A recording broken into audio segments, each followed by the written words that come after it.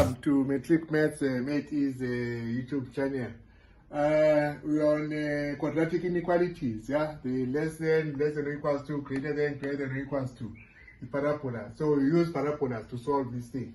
So, okay, suppose we are given this y equals to negative x squared. And then I ask the same question, when is negative x squared going to be equal to 0?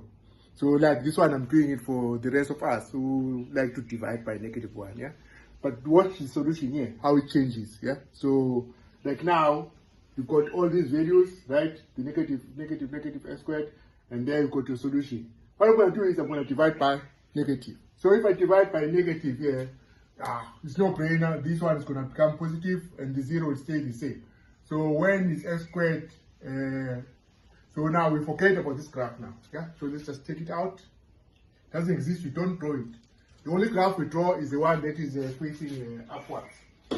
But we make sure that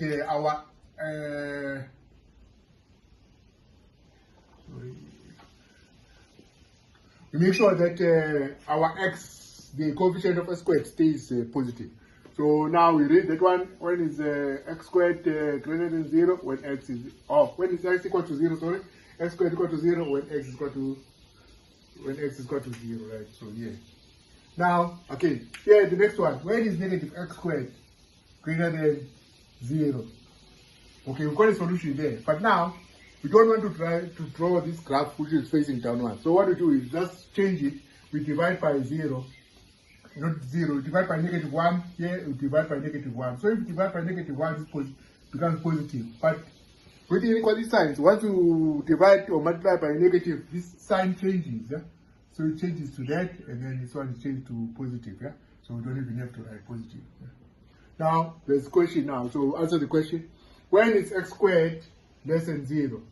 So x squared, this is the graph of x squared, will be less than 0 when no, it will never be 0. So there's no solution, yeah? And then we go to the next one. When is negative x squared greater than or equal to 0?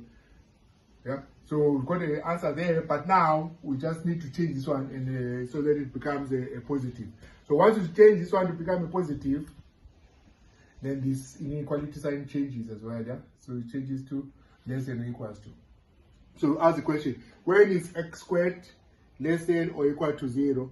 So no, it can only be 0 when x is equal to 0. So the answer doesn't change. Yeah? Now you come to this one, the fourth one, negative x squared. Where is negative x squared less than 0? So we say negative x squared less than 0. Say, no, I don't like negative. So I'm going to divide by -1 both sides.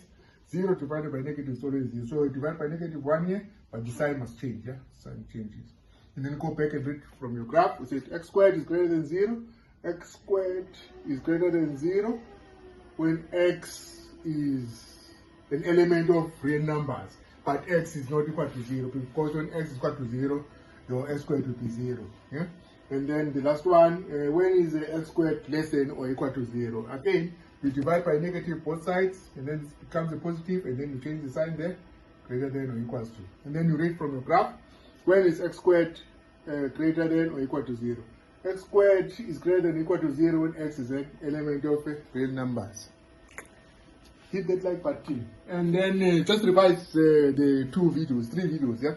Make sure that you understand the explanation that I've got. And then share with others, subscribe and follow, and enjoy mathematics. Thank you.